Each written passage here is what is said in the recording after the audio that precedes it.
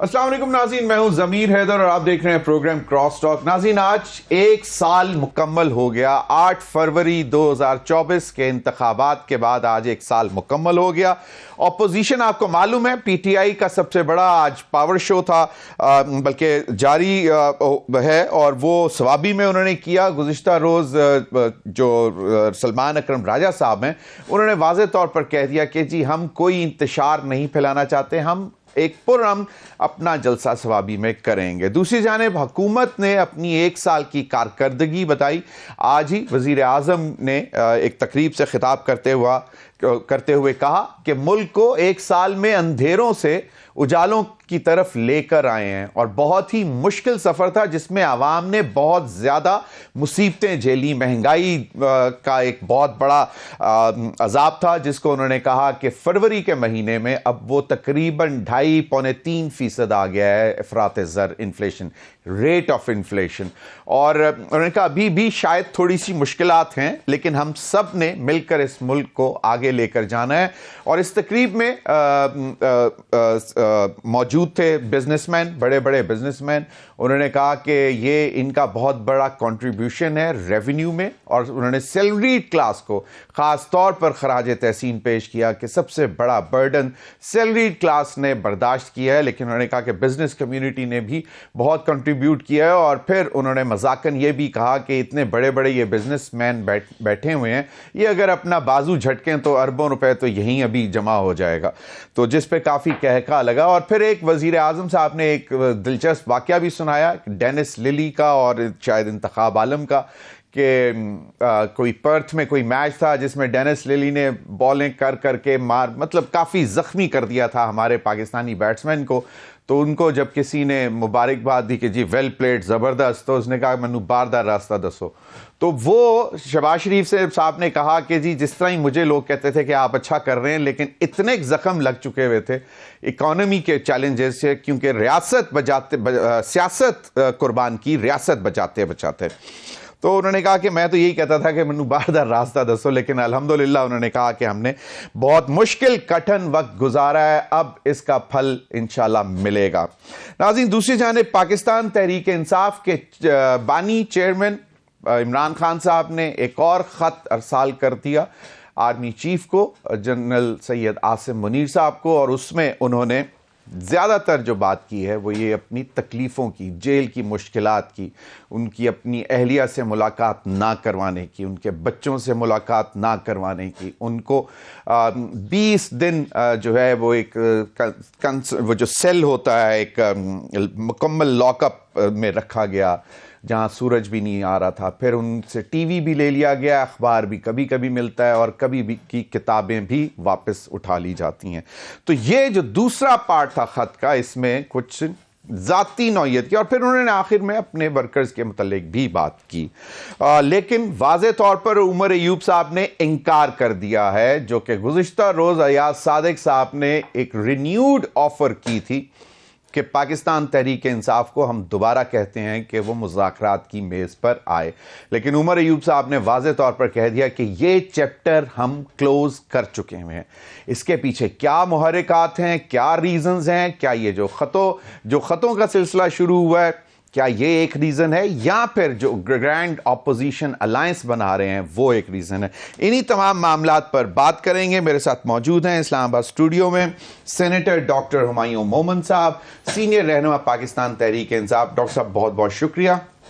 मेरे साथ मौजूद हैं कैसर अहमद शेख साहब, वफाकी वज़ीर बराए मैरीटाइम अफेयर्स, हमारे साथ मौजूद हैं। शेख साहब आपका भी बहुत बहुत शुक्रिया। कमर जमान कायरा साहब, सीनियर रहनुमा पाकिस्तान पीपल्स पार्टी, हमारे साथ मौजूद हैं। कायरा साहब आपका भी बहुत बहुत शुक्रिया। ख्वाजा आसिफ साहब ने आज पीटीआई के हवाले से बात की है, वो अगर प्रोड्यूसर साहब पहले सुनवा दें तो फिर गुफ्तगू का आगाज़ करते हैं।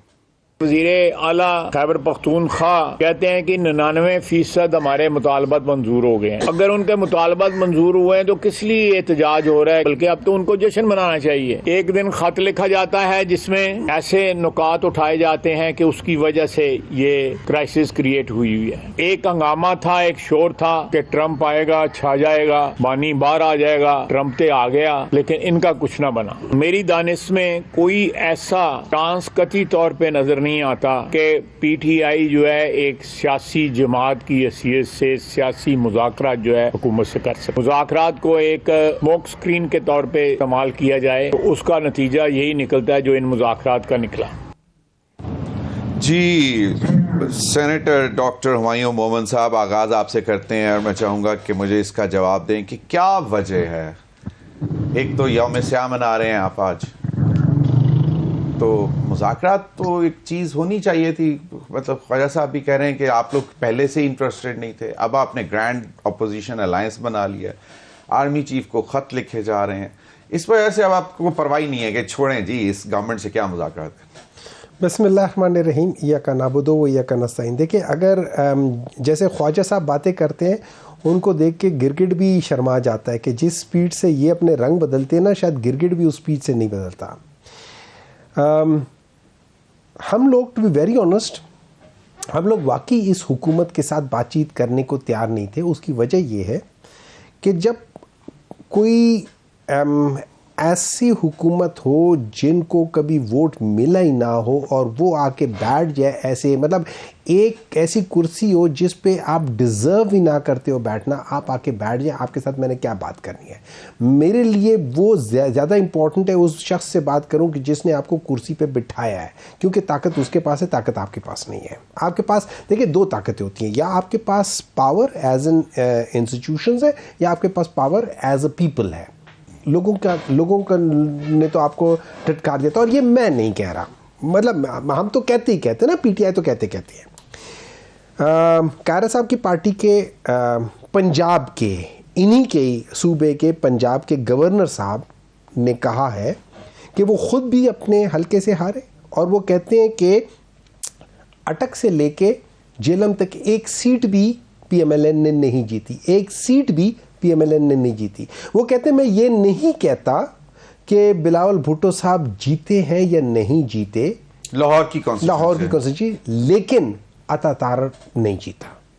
मतलब he had a slight doubt on winning of अपने लीडर की बात, लेकिन ही हैड नो डाउट्स कि भाई अता तारर हारा है।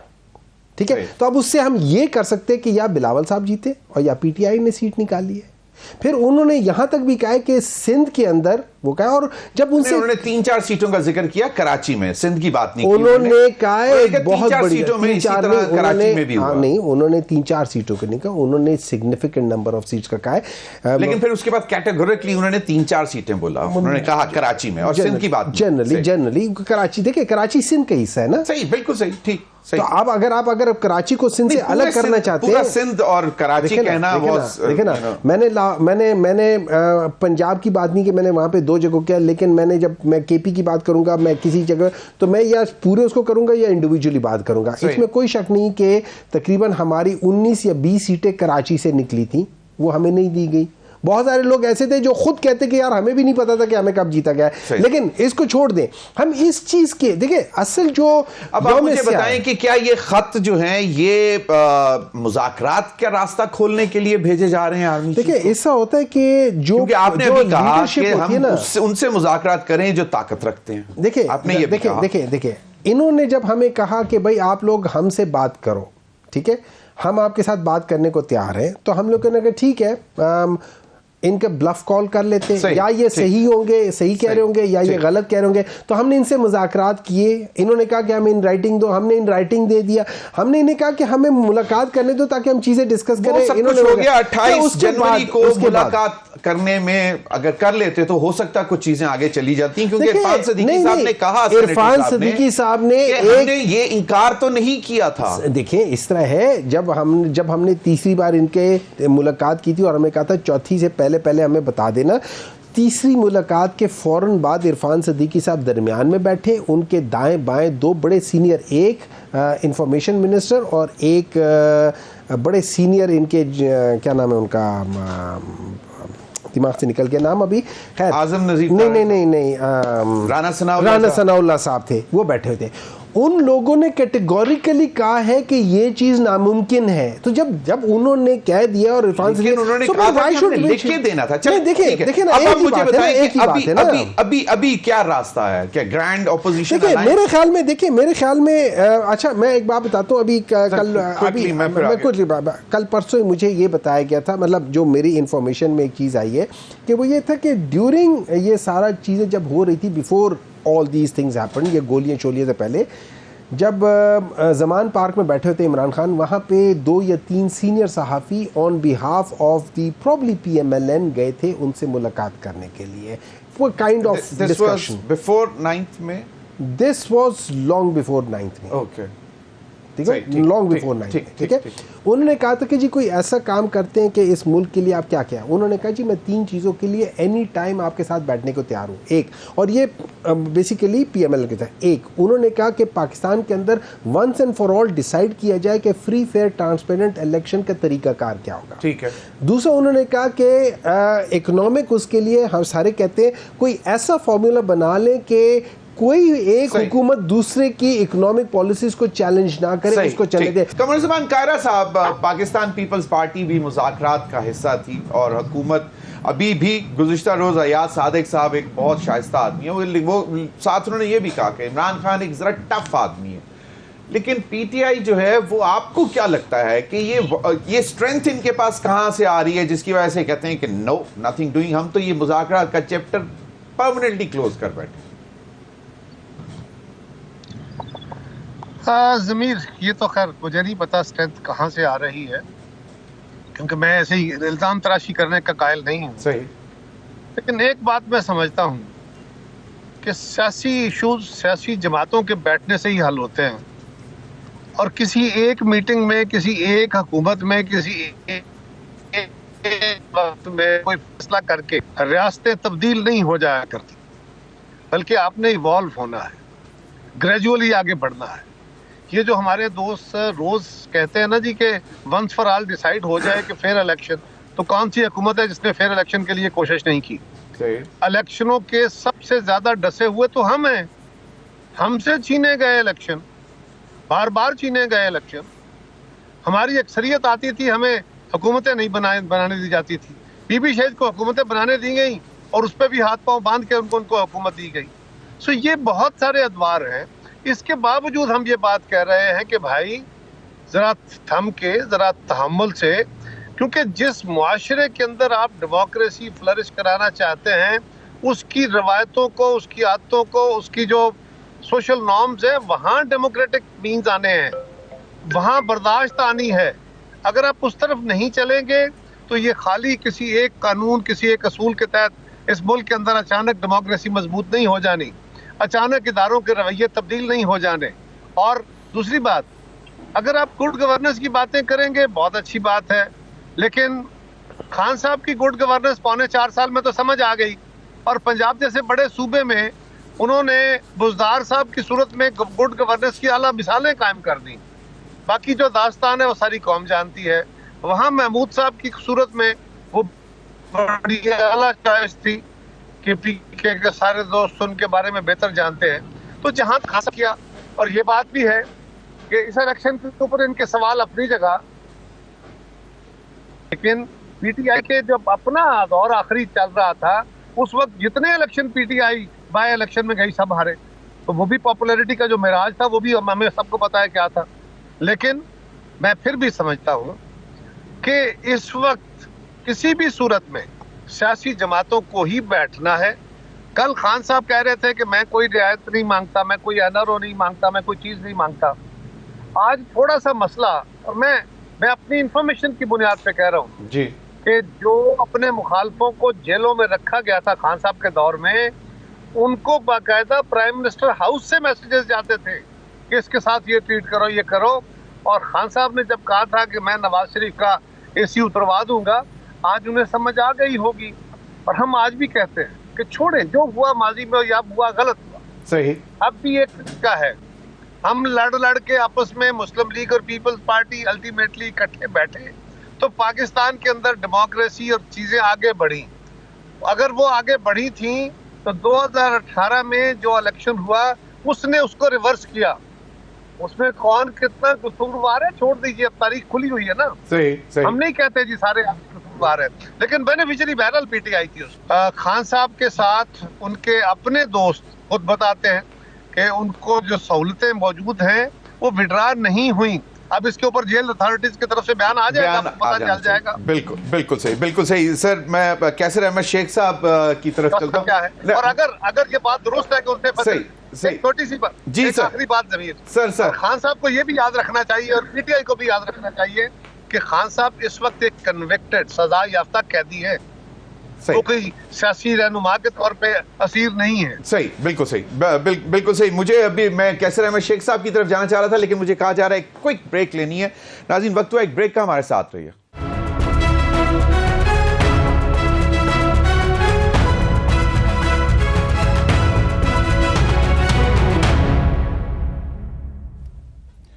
वेलकम बैक नाज़रीन। कैसर अहमद शेख साहब, आपने गुफ्तगू सुन ली अपने इत्तेहादी की और अपने मुखालिफ पार्टी पाकिस्तान तहरीक इंसाफ की भी। आप भी बड़े एडवोकेट रहे हैं थ्रू आउट कि मुज़ाकरात ही मसाइल का हल है, लेकिन अब जो टोन आ रही है, चलें आप ही बता दें कि ये ग्रैंड अपोजिशन का जो अलायंस बन रहा है ये ताकत है, या ये जो खतों का सिलसिला अब शुरू हुआ है ये ताकत है? क्या कहते हैं शेख साहब? ज़मीर अहमद साहब, देखिए बात हुई हुमायूं मेमन साहब और कमरुज़्ज़मान कायरा साहब, बड़े माशाल्लाह उन्होंने अपना अपना पॉइंट ऑफ व्यू दिया है। अब मुझे ये बता दिए, या तो दुनिया में कोई हल अभी तक निकला, चलो हजारों साल की हिस्ट्री है ना दुनिया में, एक तो जंगे हैं कि आपस में जंगे करो, लड़ो, और उसके बाद कोई जीत जाए लड़ाई में, प्रैक्टिकली कोई जीत जाए तो दूसरा कब्जा कर ले किसी दूसरे के इलाके में। आज जो डेमोक्रेसी है और जो दुनिया में सिस्टम जारी है, उसमें तो डायलॉग ही एक हल है। गलतियां हुई होंगी, कोई सही होगा, कोई गलत, बजाय कि हम उसके ऊपर ही आर्गूमेंट करते। कितने सालों से हो रहा है, कोई कन्विंस तो नहीं हुई, एक पार्टी दूसरी पार्टी से कन्विंस नहीं हुए, बड़े हमने वजनी दलील सब ने दिए। मकसद सिर्फ ये है कि डायलॉग में ही रास्ता निकलेगा और आपस में लचक दिखानी चाहिए डायलॉग करने वाली पार्टीज को। बड़े अरसे से यही कहते रहे इनको, ये आगे पहले तो यही कहते थे कि हम एस्टेब्लिशमेंट से करेंगे, फिर ये आए डायलॉग पे, अच्छा किया इन्होंने कि ये बात को समझे। और देखिए सियासी मामला, जैसे कि कमरुज़्ज़मान कायरा साहब ने कहा, सियासी पार्टियों से ही होनी है, कोई अरसा दराज से ये तो हुआ नहीं। हर एक का स्टेक होल्डर होते हैं, यानी हर एक का अपना पॉइंट ऑफ व्यू होता है, उनका बदल भी होता है, लेकिन यही होता है मुज़ाकरात से ही मसाइल का हल निकलता है, दो राय नहीं। अब ये मुझे नहीं समझ आ रही कि एक तरफ तो ये बात है कि यही साबित किया जा रहा है कि मुल्क को तरक्की हुई कि नहीं हुई। अब जब हमें ये मिली हुकूमत तो डिफॉल्ट था, वो तो सब क्लियर है, और जो कुछ भी इकोनॉमिक इंडिकेटर्स है ना, वो मुझे कहने की जरूरत नहीं है, वो तो एक्सेप्टेबल है।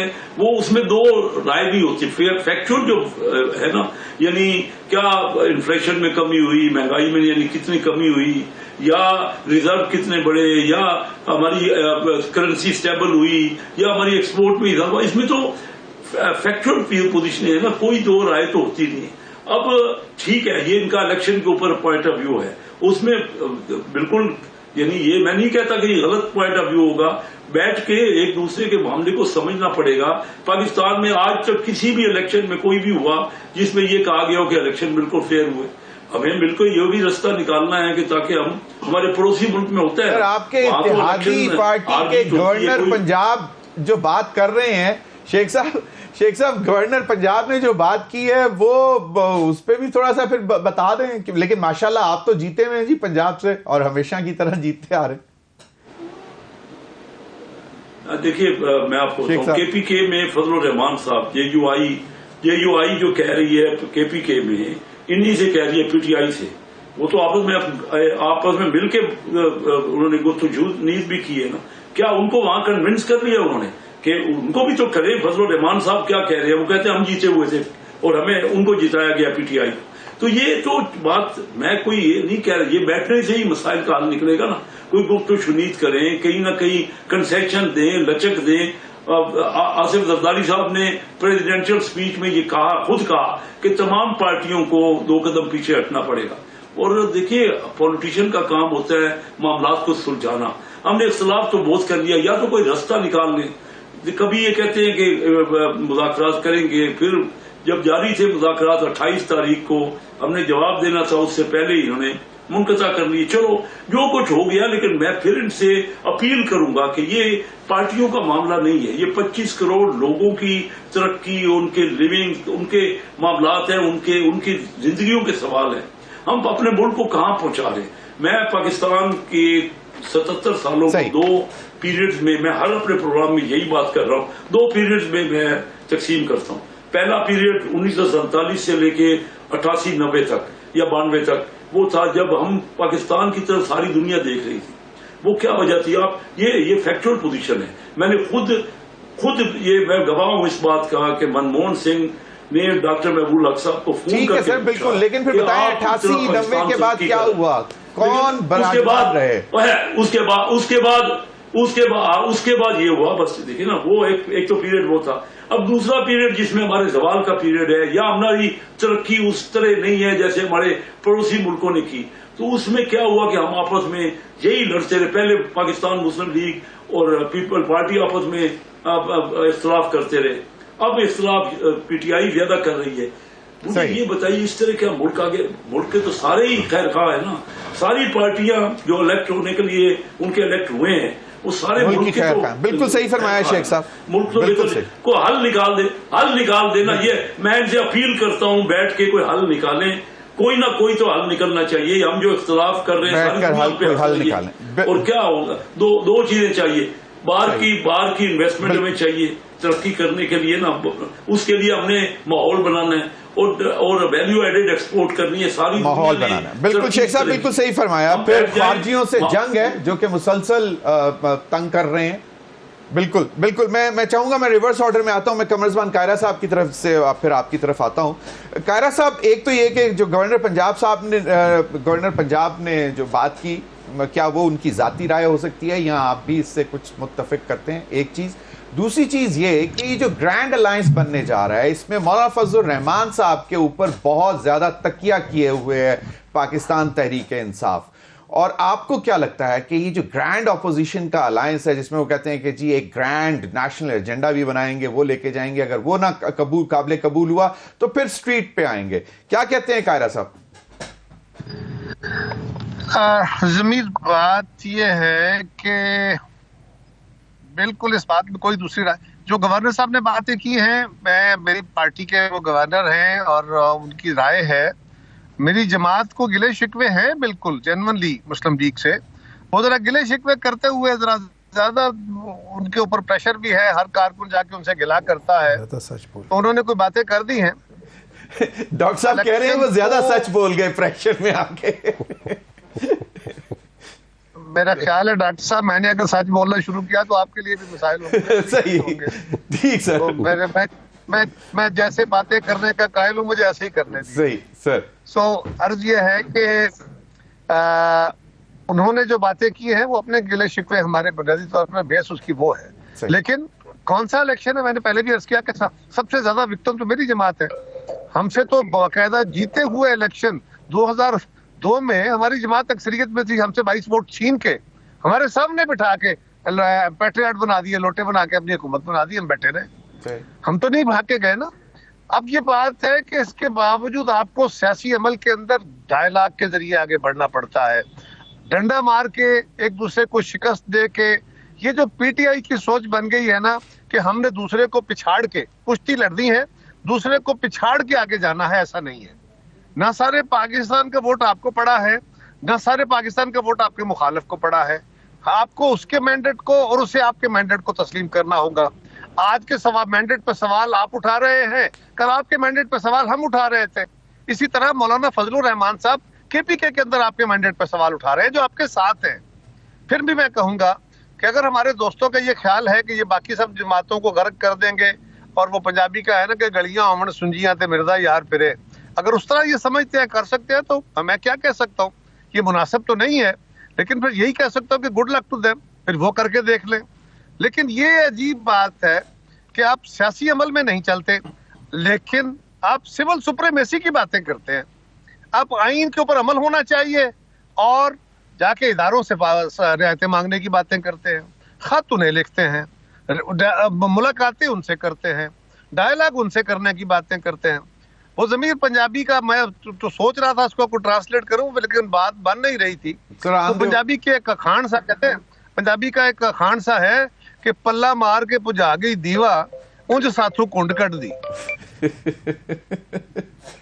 सही है। तो ये जो है ना, ये भी कोई मुनासिब नहीं है। मेरा ख्याल है कि अल्टीमेटली जो काम आपको कल जाके करना पड़े, आज कर लें तो बेहतर है।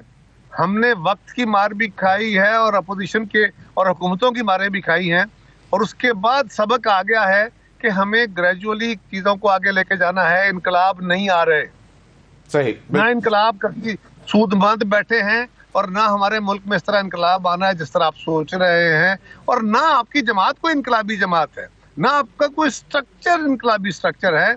अगर आपका यह ख्याल हो कि चीजें खुद ही अपने तौर पे बददुआएं देने से खत्म ठीक हो जाएंगी, तो आपके लिए गुड लक। सही। मुझे डॉक्टर साहब आपकी तरफ आने से पहले एक छोटी सी ब्रीफ ब्रेक ले लें। नाज़रीन, वक्त हुआ एक ब्रेक का, हमारे साथ रहिए।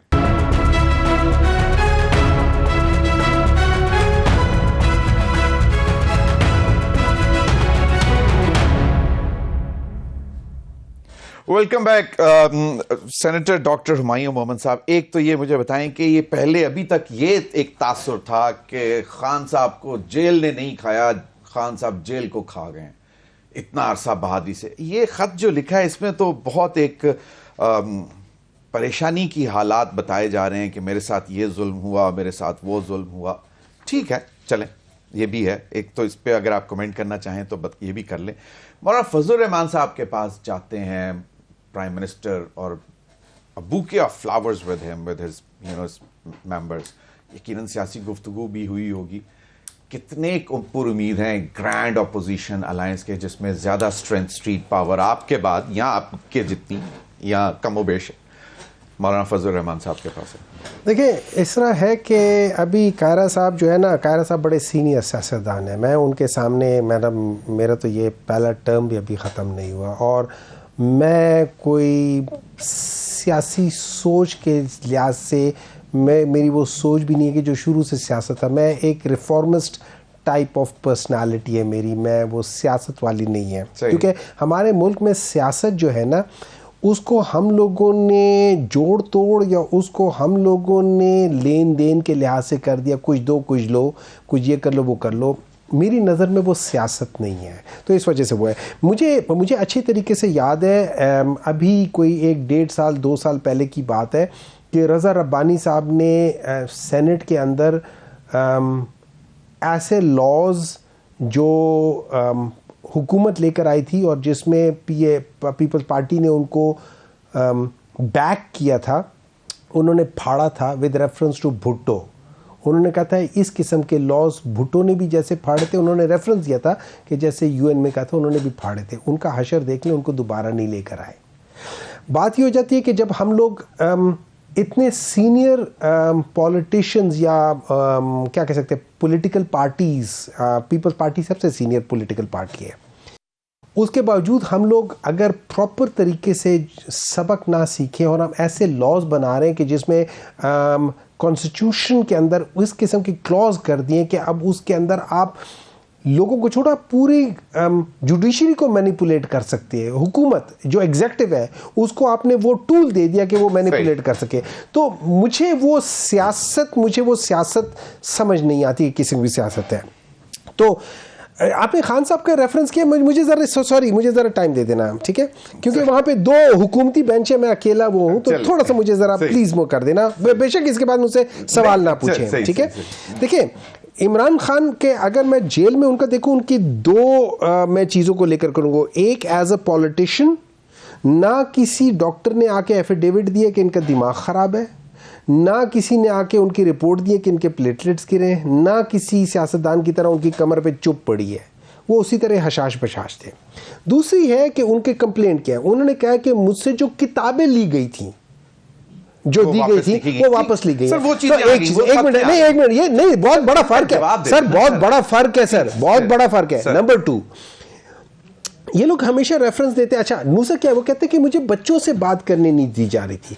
इनके ज़माने में सारे लोग, अगर आप ये रेफरेंस देते कि इमरान खान के ज़माने में हमारे साथ ज्यादती हुई थी, इनके सारा का सारा टब्बर वहाँ बैठ के एक दूसरे के साथ मिल लिया था। मियाँ नवाज शरीफ के साथ सुबह 9:30 बजे से लेकर 2:30 बजे तक उनकी पूरी जमात बैठती थी, जो मेन बंदे हैं, और उसके बाद फिर उनके जमात के वो लोग जो सेकेंड टियर लीडरशिप है वो उनके बाद जाके उन्हें मिला करती थी। ये सारा दिन होता था। ये मैं नहीं, ये इनके अपनी पार्टी के लोग कह रहे हैं सारे, ठीक है।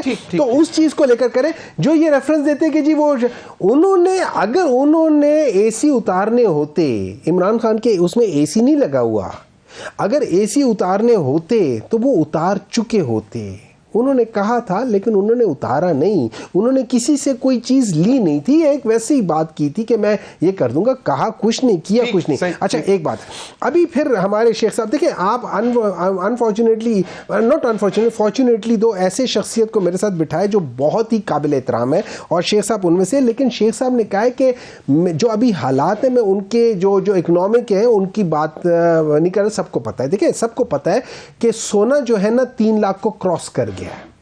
अगर हालात अच्छे होते इकोनॉमिकली, सोना क्रॉस ना करता।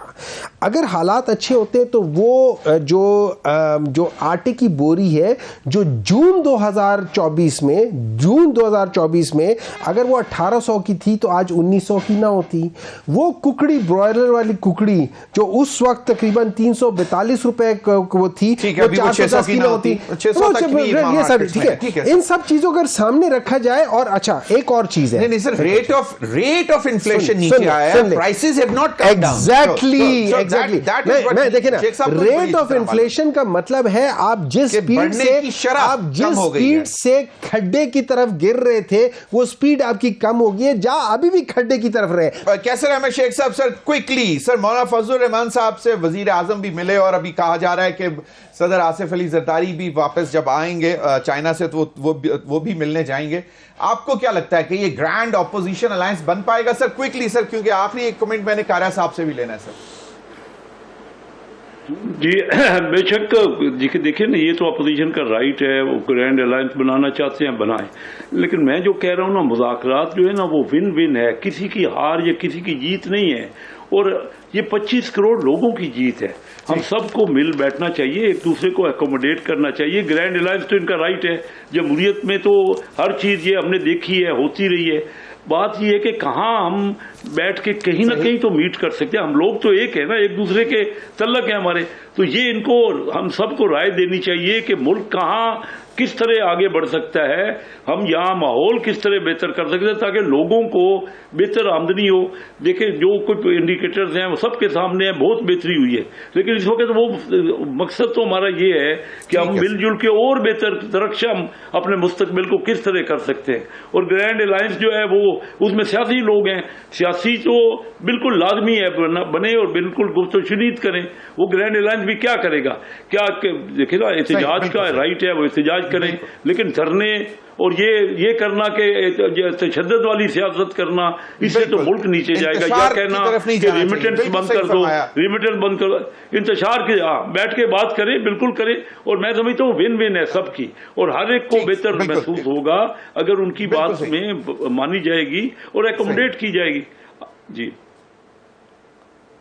सही। कमरुज़्ज़मान कायरा साहब, एक तो ये कह रहे हैं कि ग्रैंड ऑपोजिशन अलायंस से एक ग्रैंड नेशनल एजेंडा लेकर आएंगे, चलें फाबिहा बिस्मिल्लाह लाना चाहिए, लेकिन वो कहते हैं कि अगर उस पर शर्तें ना मानी गई, और जो अभी पहली नशिस्त हुई है उसमें से एक फिर यूनानिमस वॉइस ये भी थी कि सियासी कैदियों को रिहा किया जाए, अगेन पीटीआई स्टैंड्स, तो ये, और फिर वो कहते हैं कि अगर इस पर नई बात बनी तो फिर हम सब मिलकर आएंगे सड़कों पर। आपको क्या लगता है कि मौलाना फजलुर रहमान साहब चल पड़ेंगे साथ इसी तरह?